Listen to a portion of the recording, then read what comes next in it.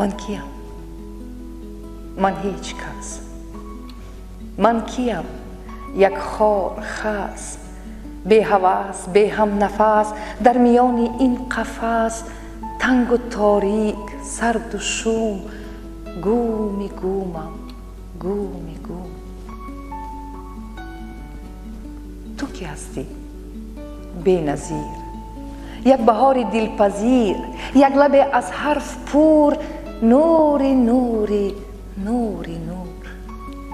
فصل پرآوازه، یک بهار تازه، پس تو اینی و من آن، خاکم و تو آسمان.